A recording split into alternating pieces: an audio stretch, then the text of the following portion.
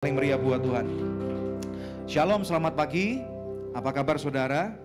Silakan duduk, puji nama Tuhan. Suatu kehormatan sekali untuk kita semua berkumpul pada pagi hari ini di minggu yang kelima pada bulan September. Saudara, seperti yang saudara sudah tahu bahwa pada bulan ini kita sedang berbicara tentang satu topik yang sangat penting sekali dalam kehidupan, yaitu seasons of life atau musim kehidupan. Nah, pada minggu ini kita akan berbicara khususnya yaitu dengan topik tentang precious moment bersama dengan saya tentunya Pastor Daniel Hendrata dan juga bersama dengan Pastor Debbie Katarina. Oke, haleluya. Bapak Ibu sekalian, kita tahu bahwa di dalam kehidupan manusia ada banyak momen-momen yang merupakan milestone atau bersejarah dalam kehidupan kita.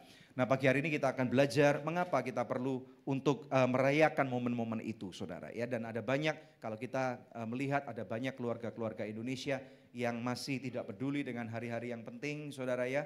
Nah, namun demikian kita perlu tahu bahwa memang benar firman Tuhan pun mengajarkan bahwa Tuhan itu sangat detail banget dan kita akan lihat, saudara akan kaget bagaimana Tuhan begitu peduli terhadap hari-hari penting di dalam kehidupan manusia. Ada amin? Ya, mari kita lihat bersama-sama, kita masuk slide yang kedua di dalam kitab Yosua pasal yang keempat. Kita melihat bersama-sama daripada ayat yang pertama sampai dengan ayat yang ketujuh. James, can you please sit over there?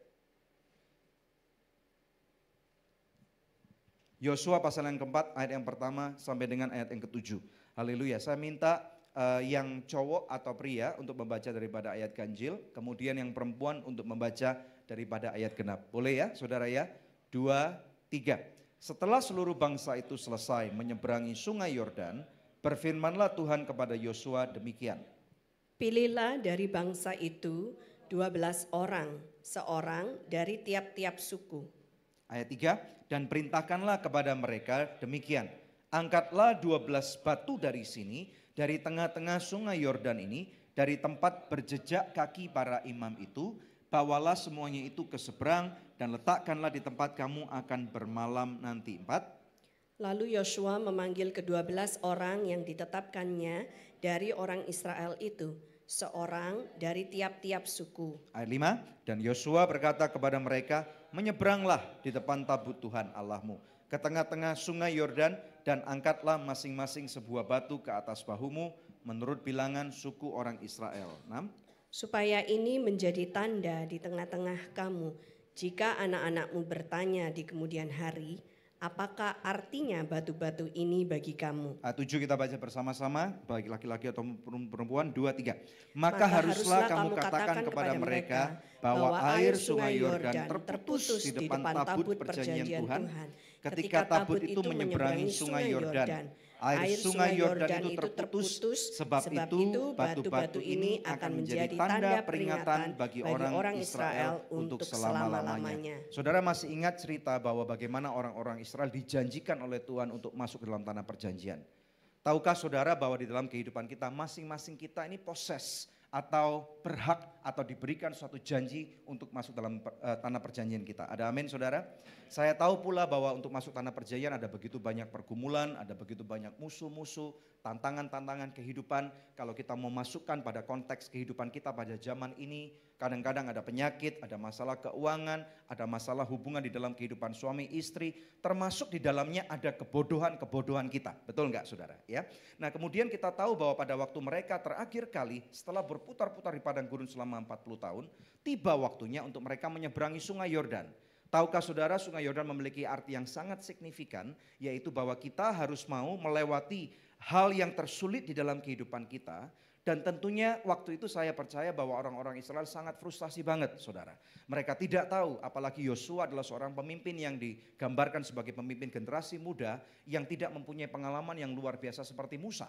Tetapi yang sangat luar biasa bagaimana kemudian Tuhan berbicara kepada Yosua. Jadi sangat penting sekali dalam kehidupan kita kalau kita belajar daripada konteks daripada ayat-ayat ini, bahwa kita perlu untuk membuat persekutuan dan mendengar atau mengerti apa yang menjadi kehendak atau conviction atau peneguhan daripada Roh Kudus dalam kehidupan kita buat masalah yang saudara sedang hadapi. Ada amin? Saya yakin di dalam ruangan ini setiap orang punya masalah, baik kecil ataupun besar. Kami juga punya masalah. Saudara pasti punya masalah, Pak Engki punya masalah, Bu Gina punya masalah, Pak Michael punya masalah, Pak Roni juga punya masalah, Pak George juga punya masalah, Pak Andre juga punya masalah, Ibu Lisa juga punya masalah. Ada amin? Tetapi bagaimana? Belum ibu saudari. Oh ya, saudari Lisa, saudara Andre, saudari Gaby, ya. Semua daripada kita pasti punya masalah. Tetapi bagaimana kita mau meresponi, menyerahkan masalah itu kepada Tuhan, hal itu akan menentukan bagaimana saudara kita akan menerima conviction atau peneguhan tentang sesuatu jalan keluar yang Tuhan siapkan buat kehidupan kita. Ada amin gak? Nah, tahukah saudara bahwa mengikuti Tuhan tidak ada formula khususnya seperti matematika. Apa yang Tuhan lakukan terhadap orang lain atau terhadap orang Israel tentunya belum tentu berlaku dalam kehidupan kita. Makanya sebagai anak Tuhan, sebagai orang Kristen sangat penting sekali untuk kita mendengar, mengerti apa yang menjadi kehendak Tuhan. Karena jawaban yang Tuhan berikan berupa conviction itu akan menentukan bagaimana kita akan meresponi dia dan mendapatkan jalan keluar. Ada amin saudara? Ya, dan bagaimana di sini ceritanya orang Israel dibawa oleh Tuhan menyeberangi sungai Yordan dan ada sesuatu yang menarik di sana. Haleluya, saudara siap untuk mendengarnya? Puji Tuhan. Kita lihat slide berikutnya. Nah, ini buat anak-anak ya supaya lebih ngerti. Tapi orang dewasa juga boleh lihat supaya lebih ngerti keadaannya. Ketika Yosua memimpin bangsa Israel untuk menyeberangi sungai Yordan untuk masuk ke tanah Kanaan, ya. Jadi kita lihat di sini bagaimana sungai Yordan itu terputus alirannya sehingga mereka itu bisa berjalan di atas tanah yang kering gitu ya. Betul. Karena sungai Yordan itu cukup tinggi airnya. Jadi kalau misalkan tidak diputus alirannya oleh Tuhan, maka anak-anak akan sulit untuk nyebrang. Itu akan bisa tenggelam, nggak bisa, apalagi kalau yang nggak bisa berenang gitu ya. Betul. Jadi kita lihat ini para imam dulu yang maju membawa tabut perjanjian Tuhan. Ya, saudara perlu tahu kalau saudara pernah pergi ke Israel pada zaman ini, air sungai Yordan itu kira-kira cuma seperut orang dewasa. Nah, tetapi pada zaman itu digambarkan firman Tuhan mencatat bahwa itu adalah musim daripada menuai, saudara ya. Dan atau dikatakan dalam firman Tuhan itu musim yang airnya cukup tinggi sekali. Jadi sungai Yordan yang sekarang dikenal kondisi airnya, debit airnya dengan pada zaman itu sangat berbeda. Jadi di sana dikatakan ada tabut perjanjian. Tahukah saudara, tabut perjanjian dalam perjanjian lama adalah representatif atau mewakili hadirat Tuhan. Di dalam kehidupan kita pada zaman perjanjian baru, sekarang kita tidak perlu tabut perjanjian. Karena apa? Yesus ada dalam kehidupan saudara. Amen. Makanya sangat penting pada waktu engkau punya masalah, jangan cari manusia dulu saudara. Cari Tuhan. Dengarin dulu apa yang Tuhan kehendaki dalam kehidupan saudara untuk keluar daripada masalah itu. Ada amin? Haleluya. Kita lihat slide berikutnya ya.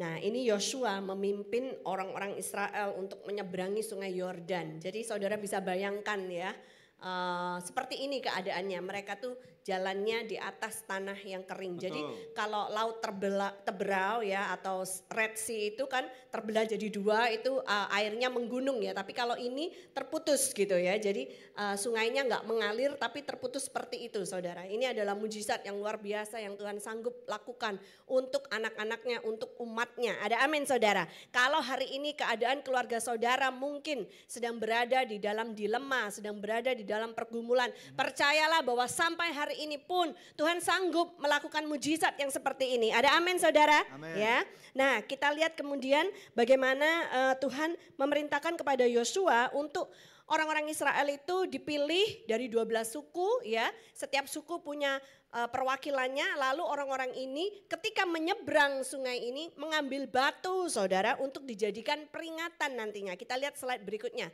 Jadi ada 12 batu yang kemudian dipasang oleh mereka seperti itu menjadi memorial stone, menjadi batu peringatan. Nah, ini bicara tentang apa? Ini bicara bahwa Tuhan itu sangat menghargai momen-momen yang istimewa. Ya, jadi kita juga sebagai anaknya, kalau kita hidup di dalam keluarga kita pasti ada momen-momen yang istimewa kan.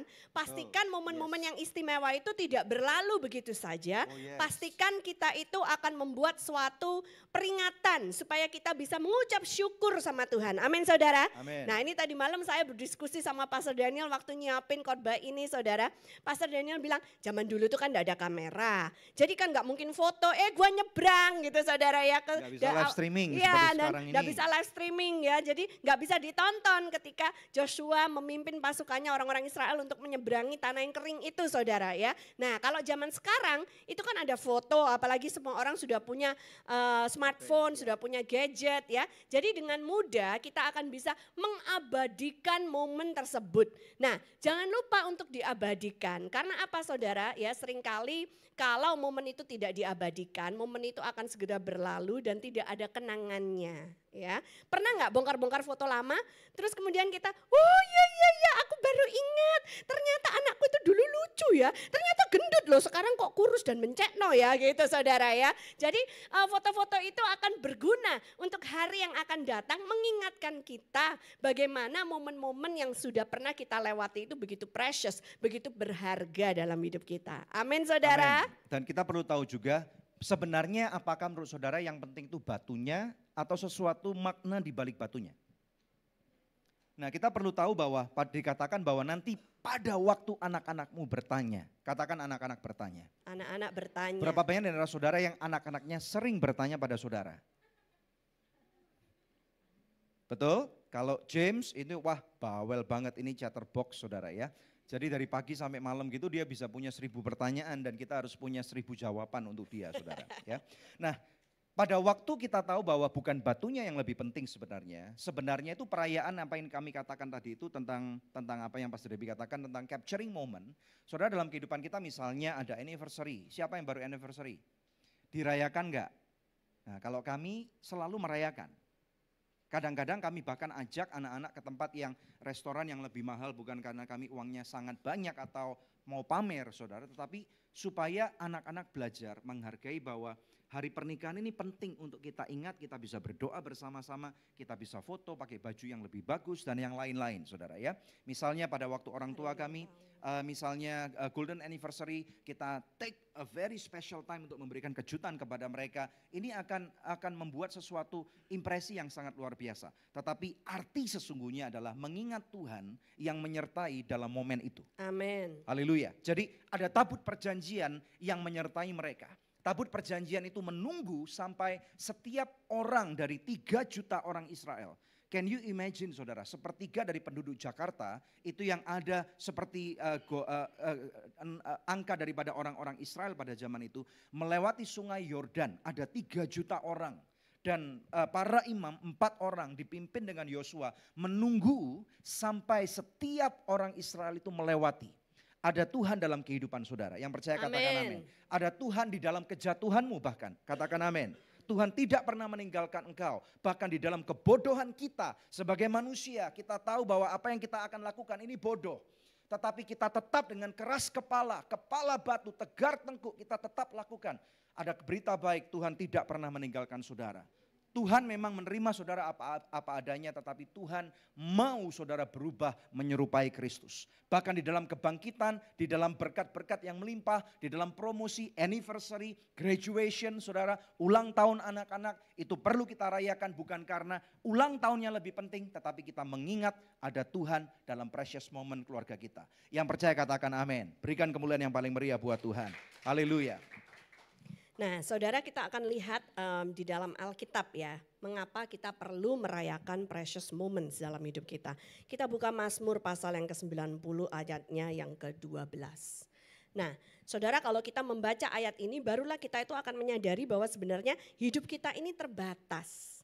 Jadi kalau kita tidak menghargai momen-momen yang ada dalam hidup kita, hari-hari kita ini akan lewat begitu saja. Kita baca saudara ya, Mazmur 90 ayat yang ke-12. 2, 3. Ajarlah kami menghitung hari-hari kami sedemikian hingga kami beroleh hati yang bijaksana. Jadi saudara, di awal bulan ini ketika saya membawakan tentang seasons of life, saya sudah mengajarkan kepada jemaat di sini bahwa hidup manusia itu ada batasnya. Dan karena hidup manusia ada batasnya, hidup manusia juga ada musimnya. Ada amin saudara ya. Kalau sekarang saudara katakanlah musimnya adalah masih punya anak-anak yang kecil-kecil yang gak bisa duduk diam macam James jalan-jalan terus gitu saudara ya. Nah kadang-kadang kita juga kesel gitu kan ya, nih anak kenapa gak bisa dibilangin, kenapa gak bisa duduk diam gitu saudara. Tapi hiburlah diri Anda sendiri, karena apa? Karena gak selama-lamanya anak Anda akan kecil. Ada masanya anak-anak ini akan bertumbuh remaja. Pada saat kecil mereka akan nempel terus dekat sama kita, kemana-mana ngikut, ngekor kita, benar saudara ya.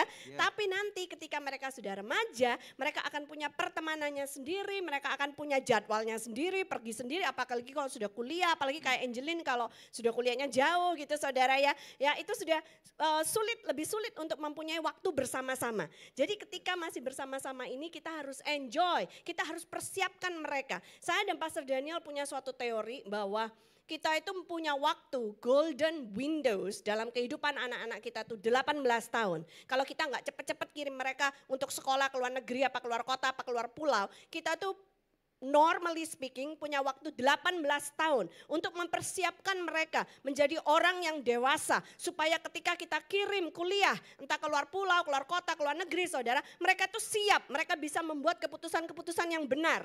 Dan dalam windows yang kita punya, golden windows ini 18 tahun, kita nggak bisa cuman membiarkannya lewat begitu saja. Harus kita lakukan persiapan-persiapan, ciptakan precious moments di mana mereka akan bisa mengenang ketika mereka jauh dari rumah, ketika mereka jauh dari orang tua. Mereka akan bisa teringat dari mana mereka berasal. Mereka bisa mengenang keluarganya dan mempunyai kenangan yang manis, bukan kenangan yang pahit. Ada amin saudara. Amen. Jadi kita perlu mempersiapkan anak-anak kita karena waktu kita sangat terbatas. Dan kami sangat menyadari ini. Ketika Angelin sudah pergi sekolah keluar saudara ya, waktu kebersamaan sangat kecil, hampir tidak ada saudara. Ini sudah 2 bulan enggak ketemu sama Angelin ya. Kita berusaha untuk FaceTime, kita berusaha untuk WhatsApp call sama dia saudara. Tapi juga maunya setiap malam, kalau bisa setiap pagi dan setiap malam gitu kan ya. Check in dan check out gitu saudara. Tapi ternyata nggak bisa juga karena dia sangat sibuk dengan kuliahnya dan kami juga sangat sibuk dengan jadwal pelayanan kami gitu saudara ya. Jadi kalau anak-anak masih berada di rumah saudara 18 tahun, kalau hari ini anakmu 14 tahun, kamu punya sisa waktu 4 tahun untuk mempersiapkan mereka menghadapi dunia yang nyata. Jangan sampai kita lepaskan anak-anak itu tanpa kita persiapkan, karena nanti mereka tidak tahu bagaimana menghadapi dunia yang nyata saudara. Ketika mereka hidup di rumah kita, mereka sangat sheltered, sangat terproteksi dengan baik, ya kan? Apalagi kalau emak-emak kayak kita orang, kayak Bu Gina gitu kan ya, diurus semua saudara, makan pagi, makan siang, makan malam gitu kan saudara. Snacknya apa itu semua diurus dengan teliti saudara ya, supaya sehat ya kan. Nah saudara, kita bahkan atur untuk mereka bagaimana lesnya, jam tidurnya dan lain sebagainya, kita atur semua. Tapi ketika mereka sudah keluar dari rumah, mereka harus membuat keputusan sendiri. Keluar dari rumah itu maksudnya pergi kuliah gitu saudara ya. Mereka harus membuat keputusan sendiri. Ketika Andre sudah berangkat ke Bandung untuk kuliah S3-nya, Bu Gina nggak bisa ngurus lagi makan paginya apa, makan siangnya apa. Nggak mungkin dikirimin setiap hari itu ikan rica-rica, tak mungkin saudara ya. Maunya kalau bisa demikian. Maunya demikian, tapi dia harus belajar dewasa, maksudnya begitu. Ya. Jadi kita persiapkan. Saudara, betapa beruntungnya kita tinggal di sebuah kota yang besar seperti Jakarta ini. Di mana pendidikan tuh mulai dari model yang paling bagus, paling mahal, paling murah, paling jelek ada. Saudara ya. Jadi problema-problema yang seringkali didapati oleh orang-orang yang tinggal di kota kecil atau pulau kecil adalah masalah pendidikan. Sehingga mereka dengan terpaksa harus menyekolahkan anaknya di sekolah yang lebih bagus di kota lain atau di luar negeri pada waktu anaknya masih kecil. Saudara, puji Tuhan saya pernah mengenyam pendidikan waktu saya kuliah ada di luar negeri di Kanada, saudara ya. Nah di sana saya berjumpa dengan teman-teman yang ada beberapa yang jauh lebih muda. Dan bahkan adik saya yang namanya Brian itu pada waktu berangkat ke luar negeri, pada waktu dia kelas 6 SD, saudara. Nah saudara, di sini saya bisa melihat perbedaan, waktu itu saya sendiri mulai meneliti, melihat, mencoba memikirkan, menganalisa.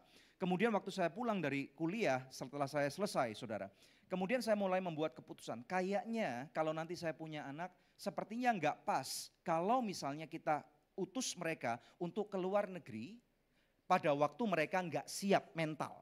Ini penting banget. Nah kementalan itu atau kejiwaan seseorang anak itu mulai dianggap dewasa muda semestinya itu pada waktu seharusnya pada waktu sudah nggak teens, nggak remaja lagi, minimal 20. Tetapi nggak mungkin saudara. Jadi makanya umur 18 ini adalah satu momen yang sangat krusial karena mereka berhasil melewati masa SMA atau high school. Di mana orang tua itu berhasil atau bisa seharusnya menanamkan hal-hal yang baik, hal-hal yang alkitabiah yang dapat menjadi contoh buat anak-anaknya supaya ada case-case tadi dan anak-anak mendapatkan kesempatan untuk mereka bertanya kepada orang tuanya. Terutama yang tidak bisa digantikan melalui FaceTime, melalui email ataupun melalui WhatsApp call adalah keintiman, kemesraan. Pegang dengan orang tuanya, saling sayang, saling dipeluk, saling berciuman. Itu tidak bisa digantikan saudara. Ini adalah momen-momen yang sangat berharga di dalam kehidupan kita. Nah saudara, kita akan menampilkan 3 foto. Ada 3 kandidat yang akan memberikan kesaksian di tempat ini tentunya. Harap dipersiapkan diri Anda karena ini adalah bagian daripada Family Week kita di Anugerah Church. Saudara, yang pertama, foto yang pertama ini adalah dari foto keluarga kami, saudara tentunya. Nah saudara, waktu grade 12, Angeline graduate. Graduation adalah momen yang sangat bersejarah dalam kehidupan setiap manusia, betul enggak? Saudara, saya sangat mendorong para bapak angkat tangan. Saya tidak peduli masalah saudara apa, kecuali engkau lagi ada di ICU sakit. Jangan sampai saudara tidak ada di graduation putra atau putri saudara. Apapun itu, apakah TK, SD, SMP, SMA, kuliah, S2, S3 seperti Andri sekalipun nanti. Ada amin saudara. Karena ini adalah momen yang sangat bersejarah, saudara bisa bayangkan kalau saudara sehat, kalau saudara masih bisa ada bersama dengan mereka di sana, saudara capture momen itu adalah satu momen yang sangat bersejarah buat kehidupan keluarga saudara.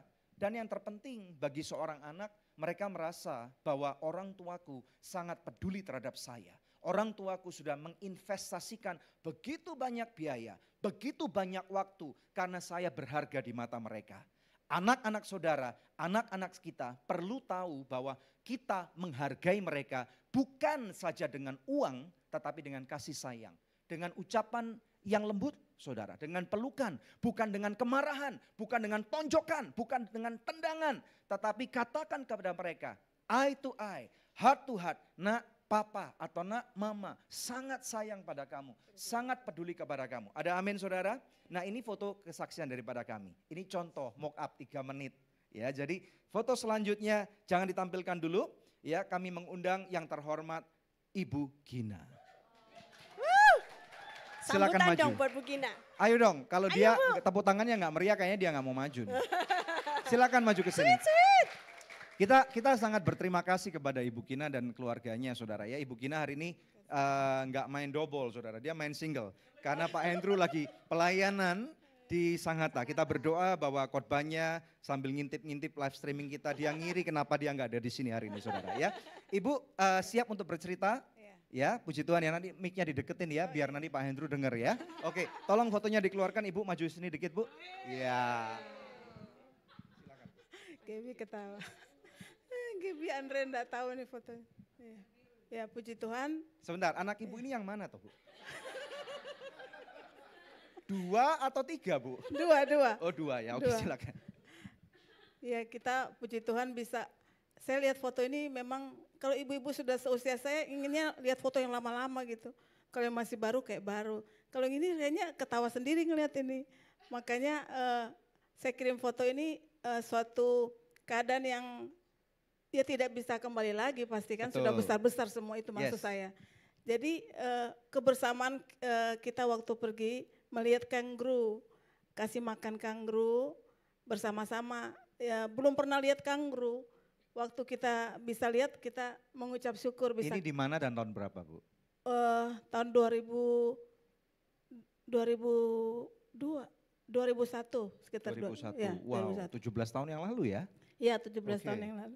Dan bisa dilihat tuh ya, Andre rambutnya masih banyak. Iya. Gaby imut banget gitu ya. Iya, puji Tuhan. Itu kebersamaan yang saya pikir enggak bisa kembali lagi, makanya saya senang memberikan foto ini. Ya, puji Tuhan. Dan apakah Ibu merasa diberkati kalau misalnya mengingat kembali masa-masa itu? Sangat diberkati. Faktor Tuhannya ada enggak untuk mengingat Tuhan dalam momen Iya, ini? bisa sampai ke situ. Seperti itu apa? karena Tuhan. Bisa sampai sampai ke Australia, melihat kanguru bersama-sama, enggak ada yang sakit. Iya, itu adalah momen berharga. Iya.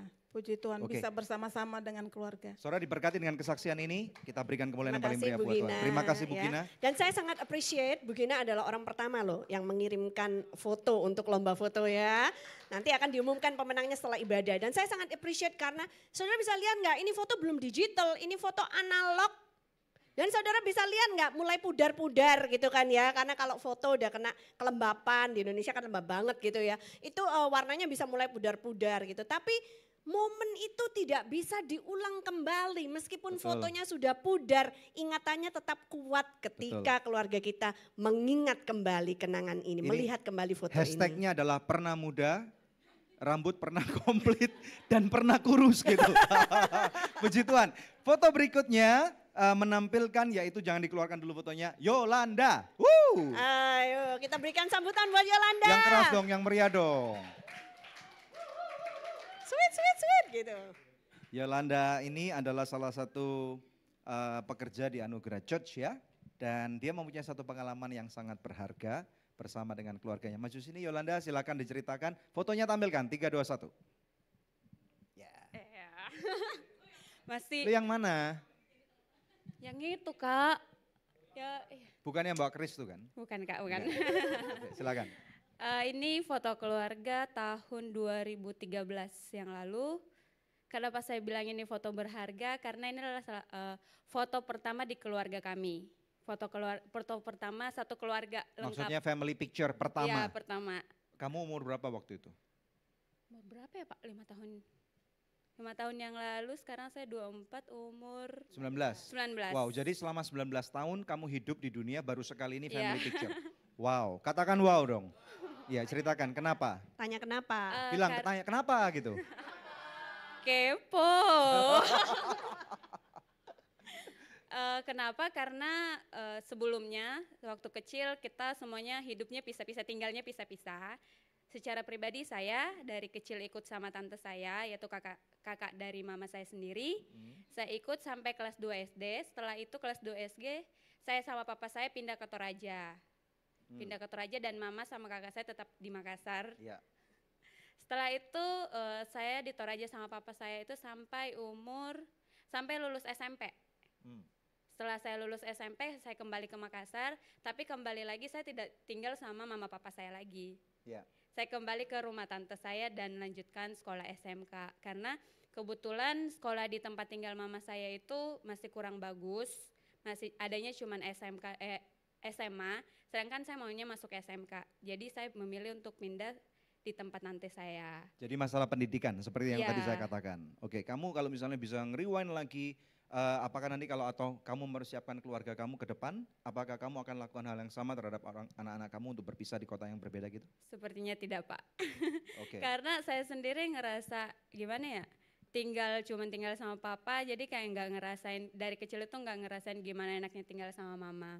Tapi yang puji Tuhannya sampai sekarang keluarga kami tetap harmonis, komunikasinya tetap baik walaupun sebelumnya sempat tinggal di tempat yang berbeda. Ceritakan tentang momen di foto ini.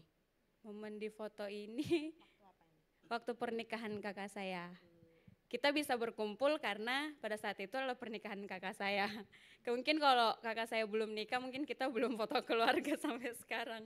Tapi foto kedua pun Pak itu di pernikahan tetangga. Oh. Iya Ya, benar. berarti foto ketiga di Ini pernikahan. ini keluarga yang ngumpul kalau ada pernikahan gitu Iya. ya. Foto kedua pun karena tetangga depan rumah menikah, ya udah kita numpang foto bersama gitu. Oh, numpang foto. Numpang Ya, foto ya, dan ya. itu yang dipajang di rumah sampai sekarang. Itu Puji foto Tuhan. pertama Nah, yang dipajang. faktor ingat Tuhannya ada nggak dalam gambar ini? Kalau Ya. kamu bisa bandingkan. Kalau dibilang bukan karena Tuhan, mungkin keluarga kita sekarang nggak bisa sampai sekarang ya Pak. Karena satu sisi kita pisah-pisah antara mama sama papa. Karena kan kalau orang berkeluarga itu lebih baiknya tinggal bersama. Nah ini Betul. papa mama saya berpisah tetapi mereka tetap rukun sampai sekarang. Bahkan bisa ngegedein saya, bisa kasih nikah kakak saya juga. Kalau bukan karena kebaikan Tuhan, kalau bukan karena penyertaan Tuhan, mungkin keluarga kami nggak bisa seharmonis ini sampai Ya, sekarang. betul. Puji Tuhan. Jadi saudara, ini adalah case yang very rare dan very risky. Resikonya tinggi banget kalau suami istri itu berpisah. Jadi firman Tuhan sendiri tidak menyarankan untuk suami istri hidup di bahkan 2 kamar terpisah aja nggak boleh, apalagi 2 kota, 2 negara yang terpisah. Ada amin ya, puji Tuhan. Kita berikan tepuk tangan Terima untuk kasih, Yolanda. Yolanda. Terima kasih Yolanda, haleluya. Kita masuk ke Puji poin Tuhan. berikutnya. Mengapa kita perlu rayakan? Tidak lain tidak bukan adalah supaya kita belajar menjadi bijak. Siapa yang mau menjadi bijak pada hari ini saudara? Ya, menjadi bijaksana atau wise itu sangat penting di dalam kehidupan di zaman ini. Saudara, di tahun awal 2000-an, Bill Gates pernah mengatakan orang-orang yang possess information, orang-orang itu akan menjadi orang-orang yang terdepan. Nah, pada zaman ini kita tahu bahwa informasi itu melimpah, abundance of information. Tetapi bagaimana kita mengelolanya, kita tahu bahwa itu perlu hikmat. Mengkoneksikan antara titik A dan titik B. Nah, sekali lagi kita buka daripada firman Tuhan dalam kitab Efesus pasal yang kelima. Kita melihat bersama-sama daripada ayat 15 dan sampai dengan ayat 17. Firman Tuhan berkata, Karena itu perhatikanlah dengan seksama bagaimana kamu hidup. Janganlah seperti orang bebal, tetapi seperti orang arif. Dan pergunakanlah waktu yang ada karena hari-hari ini adalah jahat. Katakan jahat. Jahat. Sebab itu janganlah kamu bodoh, tetapi usahakanlah supaya kamu mengerti kehendak Tuhan. Saudara, yang lifetime learning dalam kehidupan kita adalah untuk kita mendapatkan hikmatnya Tuhan, kita masukkan dalam kehidupan kita dan kita aplikasikan di dalam kehidupan sehari-hari. Terutama dalam konteks hari ini, seasons of life adalah tentang keluarga. Saudara, kami berdua sangat mendorong setiap daripada saudara untuk cherish the moment. Hargai waktu kebersamaan di mana saudara dan suami dan istrimu masih bersama-sama. Ada begitu banyak orang saudara yang mereka nggak punya waktu bersama-sama lagi. Saudara lihat apa yang terjadi di akhir-akhir ini di Palu dan di Lombok. Hidup itu sangat fragile banget. Kadang-kadang if you miss a point, kalau saudara kemarin mendapatkan berita di WhatsApp bagaimana seorang pilot yang mengaku karena dia merasakan Roh Kudus berbicara dalam kehidupannya. Ini seorang pilot saudara. I'm very amazed bagaimana Tuhan berbicara kepada kehidupan seorang pilot untuk mempercepat proses di boardingnya, apalagi airline yang dia kerja di sana itu terkenal kemolorannya.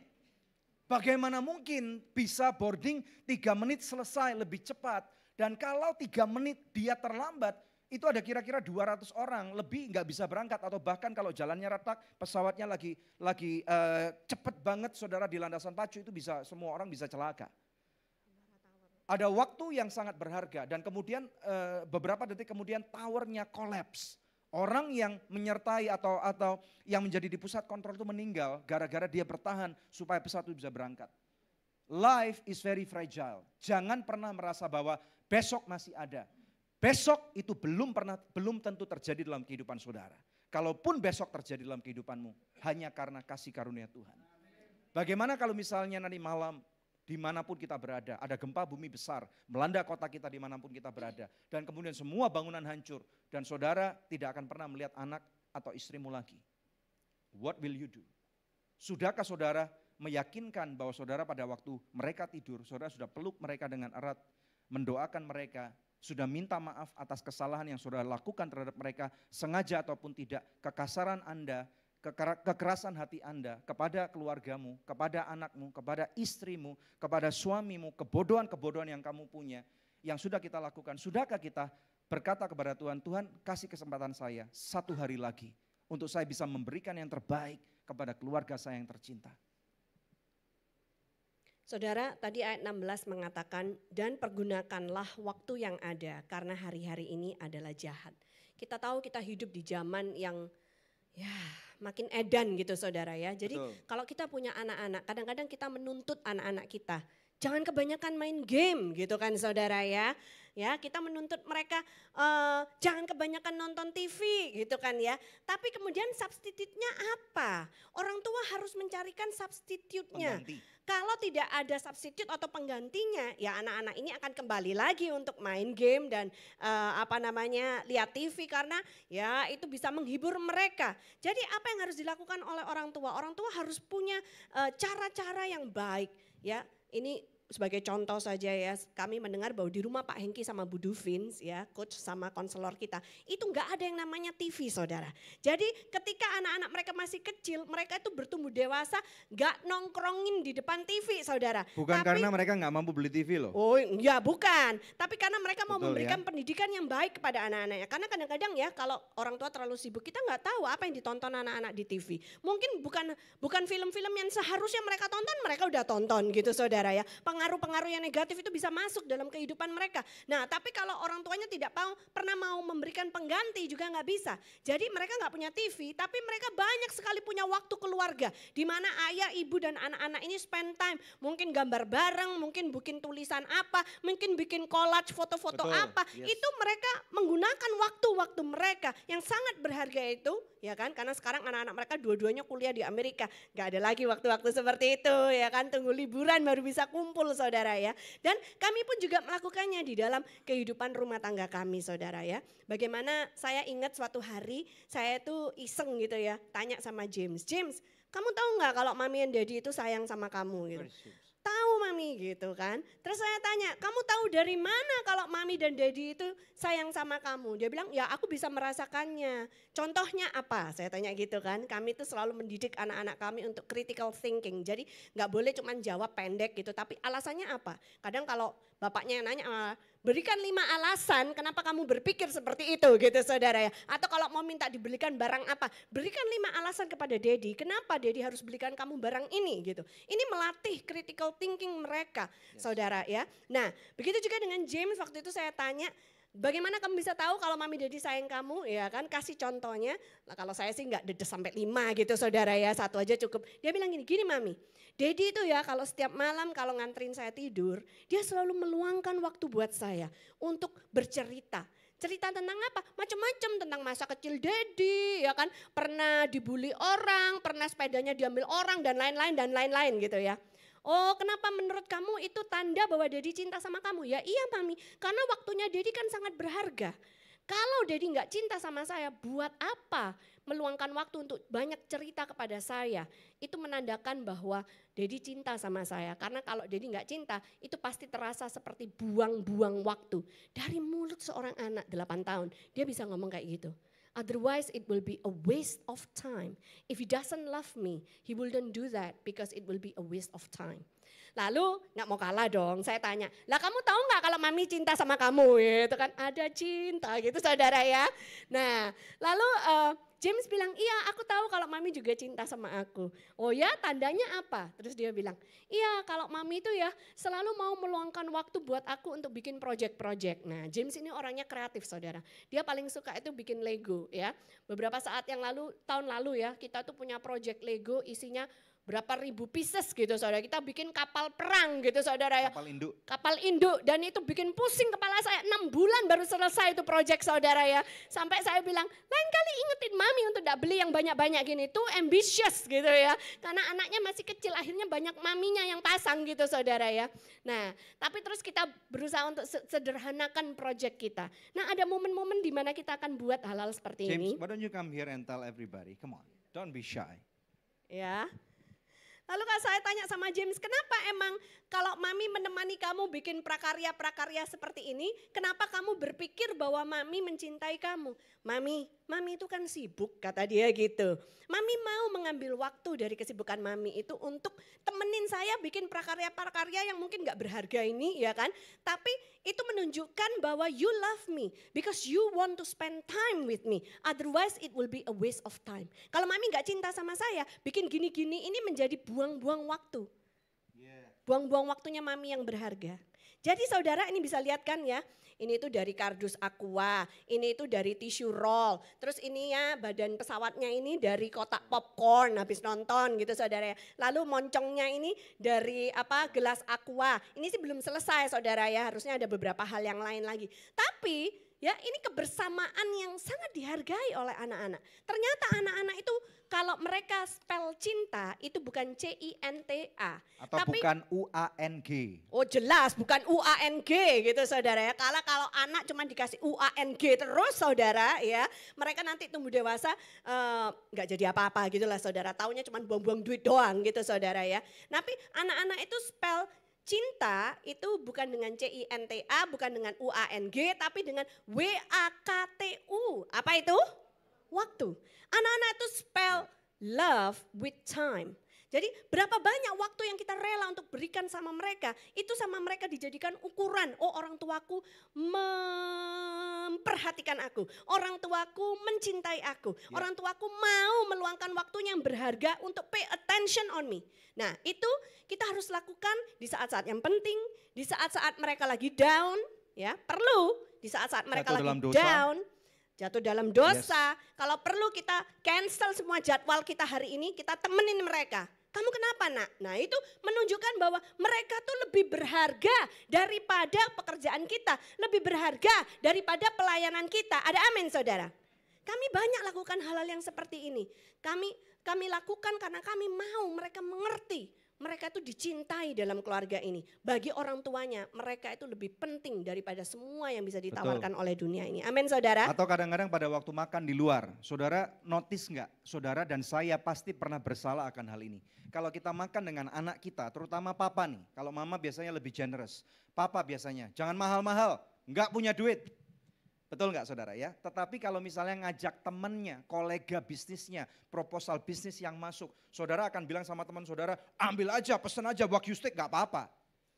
Di sana anak-anak akan sakit hati, merasa bahwa ternyata teman papa lebih penting daripada diri saya.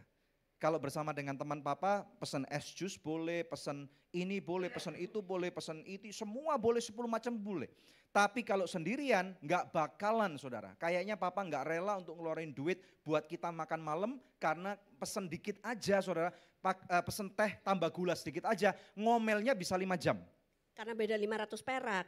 Antara Berharga teh tawar dan teh manis. Karena orang tua bisa berkata, tanpa 500 perak nggak mungkin kamu dapat 1 miliar. Wah, itu semua ceramah profesornya keluar semua. Tetapi kalau dengan teman yang belum tentu akan mendatangkan benefit, berkat buat keluarga, saudara rela keluarkan uang 5 juta tanpa ngomel sekalipun. Jadi pelajarannya harus belajar memberkati keluarga sendiri. Lebih baik, ini kami juga sama sebagai hamba Tuhan, kita harus ngakui kalau kita diajak orang makan itu kayaknya sky is the limit gitu saudara. Tetapi kalau kita makan dengan keluarga kita sendiri, kita mulai hitung-hitungan. Jadi kami berdua mulai belajar kalau makan dengan anak, udah nggak usah hitung-hitungan. Kalau memang kita mau masuk ke restoran itu, kita lebih baik kamu hitung dulu mampu bayar nggak. Kalau you mampu bayar, udah tutup mulut dan izinkan anakmu pesan. Enjoy the dine. Enjoy makanan yang kamu makan. Jangan sampai makanan yang harganya 100.000 itu serasa kotoran sapi. Kita semua merasa bersalah akan hal itu dan kita semua harus bertobat, khususnya para ayah. Para ayah katakan. Yang amin bukan ayah. Yang ngarep jadi ayah juga berkata, amin. Nah oke, kita masuk ke precious moment, foto. Nah foto berikutnya jangan dikeluarkan dulu, menampilkan keluarga yang luar biasa banget, yaitu keluarga George Kerjapi. Mari Bung, rebut kembali. Haleluya. Ya. Nah saudara George ini memang baru saja muncul di Anugerah George. Ya. Nah kita lihat ada 2 foto yang akan ditampilkan, siap bro? Oke, tampilkan. Very precious. Bisa cerita nggak ini momen apa, kenapa sih Keisha bisa ketawanya lepas banget gitu, gimana? Oh iya, foto ini saya memilih untuk, tadinya nggak mau ikut gitu, cuman baru pernah ada foto kami berlima yang seperti ini gitu. Dan seperti tadi Pastor Debbie bilang, kita punya waktu itu cuma sampai umur 18 dan betul anak kami yang paling besar udah di Bandung, kami harus untuk dapat senyumnya dia, kami harus kejar dia ke Bandung. Karena saya melakukan hal-hal yang bodoh yang akhirnya senyum di wajah mereka berempat hilang dari hidup saya. Dan puji Tuhan ada orang-orang yang mau berdiri buat saya, termasuk Pastor Daniel dan Pastor Debbie, untuk lihat senyum mereka berempat blossom again. Saya nggak pernah selama perkawinan kami udah mau 20 tahun nggak pernah lihat mereka senyum seperti ini. Dan saya waktu itu sempat duduk di sini untuk dengar Pastor Debbie ngomong, terus saya pulang, saya tidur, tapi saya tiba-tiba bangun gitu. Terus saya teriak sama mereka, kirim, mana tuh alamat yang harus foto dikirim. Kirim, Papa tahu, I know what I have to do with this picture. Dan gambar ini baru dapat itu sebulan yang lalu. Jadi ini fresh from the oven, apa yang Tuhan lagi kerja di dalam rumah tangga kami. Benar-benar ini kairosnya Tuhan, to see it again. Thank you, Pastor. Praise the Lord. Apakah George akan berjuang lebih banyak lagi untuk melihat, yang ketawa kan baru satu itu, yang satunya lagi dempet banget tuh. Mesti diajarin kalau ngempet gitu ntar kentut nih. Yang mana tuh, Pastor? Yang sebelah Oh, kirinya Keisha tuh si Debra tuh katawanya ngempet banget tuh, bahaya banget itu. Debra itu udah senyum paling mahal tuh. Oh, itu paling mahal. Itu $1 million smile berarti ya. Nah kalau yang bawah itu si istri juga belum senyum kayaknya itu. Belum tunjuk gigi, senyumnya belum lepas. Bagi Ibu Vita itu senyum itu butuh perjuangan. Dan perjuangan itu masih saya kerjakan.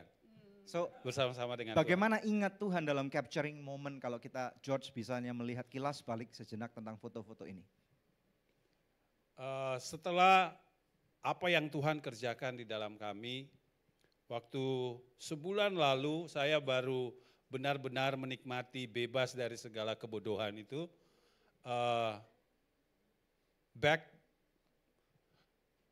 Saya ketemu dengan Pastor Daniel. Pastor Daniel ngomong, saya nggak tahu dia ngomong apa, tapi dia ngomong tentang keluarga saya. Gitu. Saya nggak ngomong, saya belum ngomong apa-apa gitu. Terus setelah Tuhan mulai kerja di dalam kami dan setelah saya dengar dari Pastor Daniel tentang keluarga saya keluar dari hati saya dan saya tahu itu Tuhan kerja, yaitu Psalm 133. Lalu saya keep confessing it. Saya terus ngomongin tentang firman itu. Sementara saya lagi in the pit. Saya ngomongin firman itu terus. Jadi waktu saya dikeluarkan dari lubang kebodohan itu, saya bilang saya harus berusaha menciptakan satu kesempatan untuk saya melihat bahwa apa yang saya keep confessing itu, saya harus tahu kalau Tuhan lagi kerja. Akhirnya kami pergilah. Pertama dengan Keisha dan Debra dan istri saya dulu. Dan waktu saya lihat foto itu saya bilang, I know God is doing something. Jadi kalau bukan Tuhan nggak mungkin ini. Nggak mungkin saya lihat senyum anak-anak saya, nggak mungkin saya lihat senyum istri saya. Waktu saya lihat ini saya bilang, oh they are embracing me. Oke, puji Tuhan. Selamat ya. Tuhan pasti pulihkan keluarga kalian. Tepuk tangan dong buat Pak George. Thank you. Tepuk tangan yang besar dong kesaksiannya. bagi Tuhan. Haleluya. Nah, kalau mungkin ada di antara saudara atau yang nonton jemaat online yang melakukan kebodohan-kebodohan. Dan hari ini kamu masih harus menanggung akibat dari kebodohanmu. Terpisah dari keluarga, nggak bisa kumpul dan lain sebagainya. Berjuanglah untuk bagaimana bisa merebut mereka kembali. Amin. Untuk bisa melihat, kaget tahu nggak sih?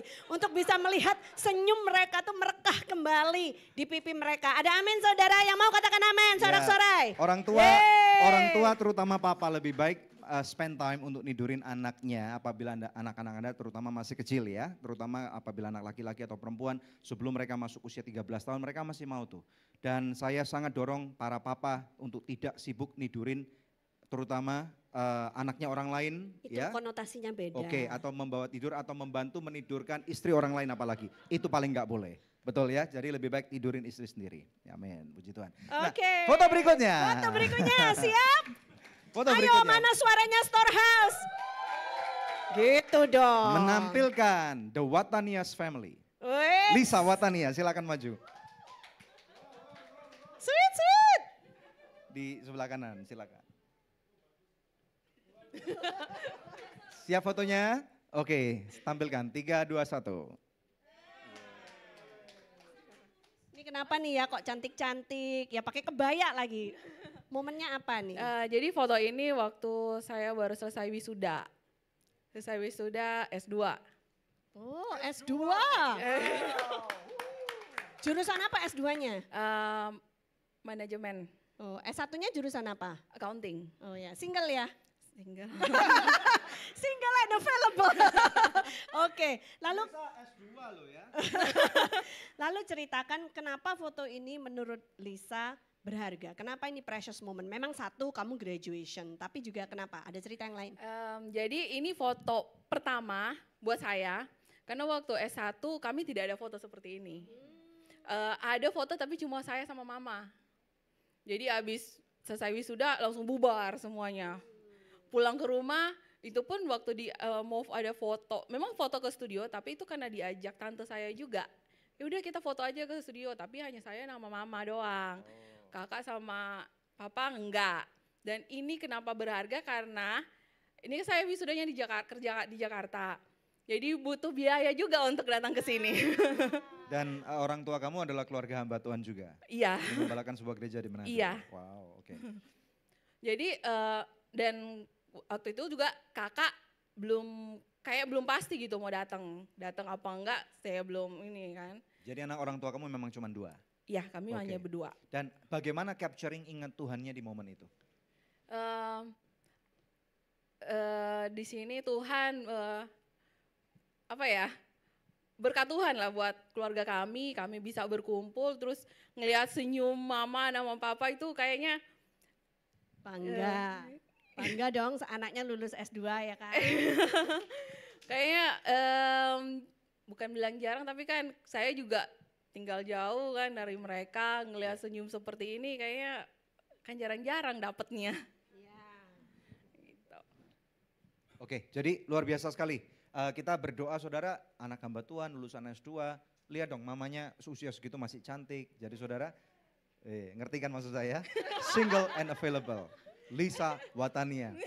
Oke, terima kasih Lisa. Tepuk tangan buat Kita Lisa. tepuk tangan dong untuk Lisa ya, puji Tuhan. Ya. Ya. Jadi ternyata benar ya, anak-anak itu sangat menghargai kalau di hari yang berharga mereka, orang tua tuh ada, kakak adik ada gitu ya. Betul. Mau make effort, berusaha untuk datang meskipun harus mengeluarkan biaya nih terbang dari Manado semua nih ya untuk menghadiri kelulusan dia di Jakarta. Ya, kita lompat ke slide yang ke-17, make time. Saudara, save the excuses, it's not about having time. It's about making time. If it is matter, you will make the time. Jadi jangan banyak alasan bahwa saudara nggak punya waktu. Waktu saya terbatas. Bukan tentang tidak punya waktu semestinya, tetapi tentang apakah saudara bersedia menyediakan waktu untuk momen berharga itu atau tidak. Karena bila hal itu penting, Anda pasti akan sediakan waktu. Kalau misalnya hari ini Istana Negara Republik Indonesia menelpon saudara, Pak Jokowi minta saudara dalam waktu 1 jam untuk ada di istana. Apapun yang saudara kerjakan, saudara akan tinggalkan, saudara tidak mungkin berkata tidak. Betul? Jadi ini bukan lagi nggak punya waktu, tetapi maukah saudara untuk meluangkan waktu untuk celebrate the moment. Celebrate, praise the Lord for the moment, for the beautiful moment yang saudara nikmati dalam kehidupan keluarga saudara. Yang percaya katakan amin. Haleluya. Saudara diberkati, masih ada 3 foto lagi, kita menampilkan, 2 foto lagi karena 2 orangnya enggak ada, jadi supaya menyingkatkan waktu. Kita menampilkan tidak lain tidak bukan, yaitu Gaby. Gaby, Sahetapi. Silakan Gab. Ya, ini salah satu WL di Anugerah Church ya.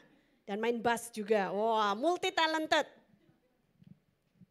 Oke, siap untuk menceritakan fotonya Gab? Iya. Oke, fotonya silakan.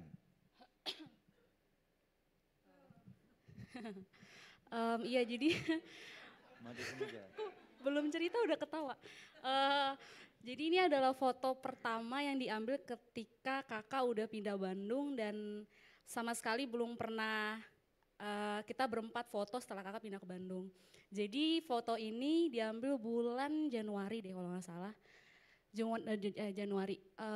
Jadi di foto ini sebenarnya untuk ke Bandung waktu itu penuh perjuangan karena Lautan api. Enggak sih. Perjuangannya dalam arti karena gini, pada saat itu yang bilang ayo kita ke Bandung tuh saya duluan. Ayo kita ke Bandung karena pada saat itu saya baru resign dari salah satu pekerjaan dan yang di otak saya kayak saya mau keluar, saya pengen refreshing gitu kan. Nah cuman ada salah satu pihak, maksudnya mama itu bilangnya tapi kalau kita pergi tuh gimana, masaknya gimana, kalau kita nggak masak gimana, apalagi kan kita punya adik paling kecil ya waktu itu, kami punya piaraan di rumah yang kayak kalau kita nginep dia gimana, nanti dia buang air apa gimana gitu kan, jadi kayak segala sesuatu tuh kayak dipikirkan banget gitu kan. Dan mama tipikal orang yang kayak home sweet home every moment gitu loh, dia pengennya di rumah gitu.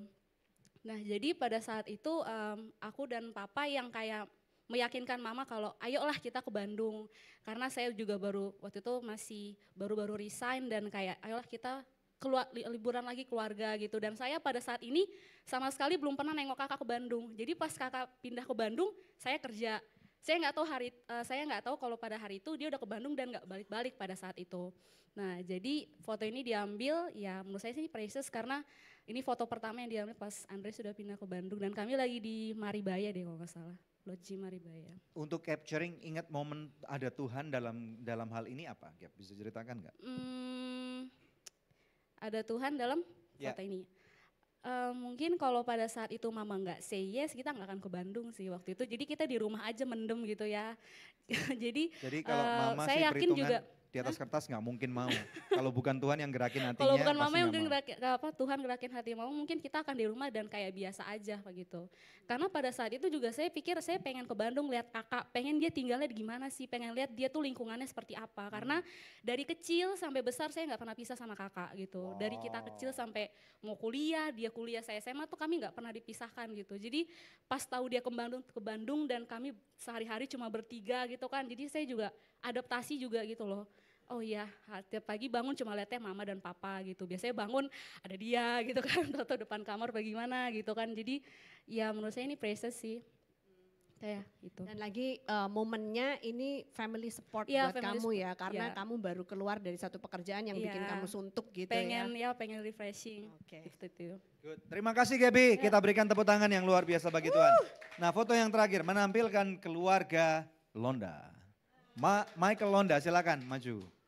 Ya, boleh salah satu atau salah dua boleh. Ya, yang penting nggak salah semua. Haleluya. Puji Tuhan. Pak Michael siap untuk bercerita. Tolong fotonya tampilkan 3, 2, 1.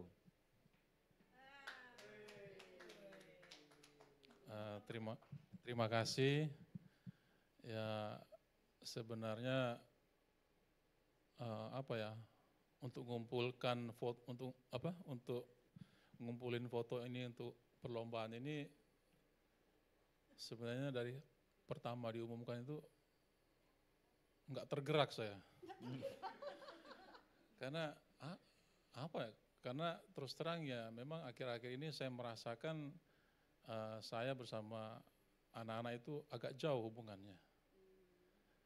Tapi tiba-tiba kemarin itu kok sangat tergerak sekali menggebu-gebu.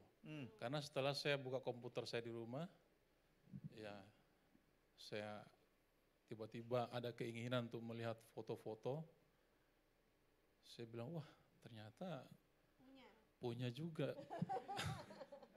Dan saya sangat bersyukur kepada Tuhan, ternyata saya mempunyai anak-anak yang luar biasa, yang ganteng-ganteng, yang cantik. Jadi kenapa tidak mau ikut gitu loh. Untuk mengingat Tuhannya dalam momen-momen yang keluarga bisa kumpul seperti ini apa? Bagaimana Pak Michael? Bisa ceritakan? Sangat bersyukur kepada Tuhan. Ya anak-anak ini boleh ada sampai sekarang ya bukan karena kuat dan gagah kami sebagai orang tua. Tapi setelah saya merenung-merenung ya saya bersyukur kepada Tuhan semuanya karena Tuhan. Jadi artinya kalau memang bukan Tuhan yang bekerja untuk mengumpulkan keluarga, nggak mungkin ada kebaikan terjadi. Amin. Oke, kita berikan tepuk tangan yang paling meriah buat Tuhan. Terima kasih Pak Michael. Ya, jadi saudara kita lihat slide berikutnya. Ini penting banget. Kenapa kita tampilkan ini? Karena ini ada hubungannya dengan satu studi ilmiah. Studi ilmiah tahun 1997 pada 12.000 remaja di Amerika Serikat mengatakan bahwa bila remaja-remaja tersebut mempunyai hubungan yang baik dan dekat dengan orang tuanya, maka mereka akan lebih kecil kemungkinan untuk tendensinya bunuh diri, terlibat kekerasan, dan atau terkena serangan narkoba. Jadi ini artinya kami sangat mendorong kepada semua orang tua di sini. Tidak ada orang tua yang sudah mahir. Kita semua masih belajar. Tetapi orang tua harus mau terkoneksi, terlibat pada kehidupan anak-anak saudara. Karena tidak ada kebetulan bahwa saudara mempunyai anak-anak itu dan anak-anak itu dilahirkan dalam keluarga saudara. Hal itu sangat berdampak positif pada hidup mereka. Kalau saudara mau anakmu dapat memuliakan Tuhan, saudara mau dapat keluargamu bahkan dapat memuliakan Tuhan, maka saya percaya bahwa capturing the moment adalah salah satu cara yang sangat penting. Ya, puji Tuhan saudara ya. Slide terakhir, kita sebagai keluarga harus punya kultur dan peraturan ya. Setiap keluarga kita harus meyakinkan bahwa keluarga kita itu punya peraturan yang jelas ya, supaya setiap anggotanya itu tahu ekspektasi apa yang orang tua punya terhadap anak-anak, ekspektasi apa yang anak-anak punya terhadap orang tua, atau antara suami dan istri peraturannya itu harus dibuat rambu-rambunya ya, supaya tahu di dalam keluarga ini kita tuh mengarahnya kemana. Nah ini sebagai seorang suami, sebagai seorang bapak terutama harus kasih tahu visinya apa untuk keluarga ini mau dibawa kemana gitu ya.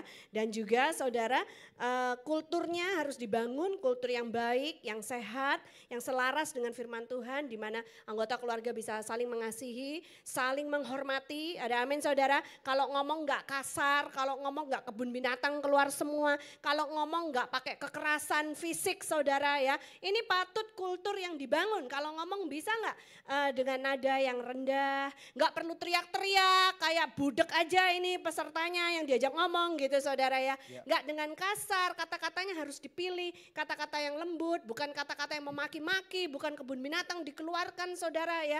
Dan yang jelas kalau ngomong gak pakai tonjokan, gak pakai kekerasan fisik saudara. Karena keluarga itu seharusnya menjadi tempat teraman buat setiap anggotanya. Tempat di mana mereka merasa dilindungi, mereka merasa dicintai, mereka merasa dihargai, mereka merasa diterima, karena ini adalah kebutuhan dasar dari emosi seorang manusia. Nah, Amin saudara. Saudara, kita perlu tahu juga gadget ini sangat penting dalam kehidupan masyarakat modern pada zaman ini. Kita tahu nih, anak kami juga masih kecil saudara ya. Nah seringkali orang tua itu mendapati bahwa cara yang paling gampang untuk nenangin anak itu adalah kasih handphone, kasih tab, kasih iPad, kasih gadget. Maka anak saudara akan tutup mulut dan bertingkah normal dan baik dalam tanda kutip. Tetapi saudara coba, tahukah Anda bahwa pada waktu anak saudara ini secara artificial merasa tenang atau secara palsu tenang, otak mereka itu gelombangnya tinggi banget. Tekanannya, ya aktivitas otaknya. Saudara, ini dibuktikan dengan cara apa? Coba ambil gadget itu, anak saudara akan kefrustasiannya akan muncul. Mereka akan throw tantrum, mereka akan ngamuk, mereka akan jadi seperti monster, mereka akan kurang ajar terhadap orang tua. Mereka tidak tahu cara bersikap, mereka akan memalukan dirinya sendiri, mereka akan memalukan orang tua. Nah, jadi dari sini kita pelajari, kami pun juga punya masalah yang sama. Jadi apa yang saudara alami di dalam rumah tangga saudara, ini kami alami juga. Jadi orang tua harus buat rambu-rambu peraturan dulu. Enggak boleh tiba-tiba langsung gadget anak diambil, kemudian disimpan, disita 1 tahun enggak dikeluarin, itu enggak fair. Orang tua kami sangat mendorong, jadilah Anda menjadi orang tua yang bijak sekali lagi dan juga fair, adil terhadap anak-anak saudara. Kalau tidak ada peraturan, beberapa minggu yang lalu saya khotbah di sini saya katakan, firman Tuhan mengajarkan, katakan ulang berulang, tanpa kemarahan, tanpa kutukan, tanpa tendangan, tanpa pukulan, ulang berulang. Ini ayat firman Tuhan mengatakan itu. Pada waktu kamu tidur, pada waktu kamu ada di jalan, pada waktu kamu makan, ceritakan lagi saudara, sampai anak-anak ngelontok. Nah pembelajaran pada zaman modern mengatakan, kalau orang tua belum mengulang minimal 30 kali, berapa kali? 30 kali. Terhadap nasihat yang sudah berikan kepada anakmu, maka orang tua tidak seharusnya marah kepada anak. Jadi anak nggak tahu, seringkali anak kita nggak tahu apakah itu benar atau salah. Kewajiban kita sebagai orang tua adalah mengatakan kepada mereka, nak sekarang di rumah tangga kita punya peraturan. Dan kamu harus mengerti ini sebelum dilakukan. Misalnya kalau di rumah tangga kami nih saudara, kalau makan James nggak boleh nonton gadget. Itu peraturan, itu haram di rumah tangga kami. Ya. Dan kemudian kalau misalnya di mobil, kalau jarak dekat nggak boleh James main gadget. Itu haram di rumah kami saudara. Jadi kami gunakan waktu makan di rumah tangga, kadang-kadang saya pun bisa salah, saya terima telepon, anak saya misalnya pada waktu ada Angelin bilang, itu Dedi terima telepon, kok boleh?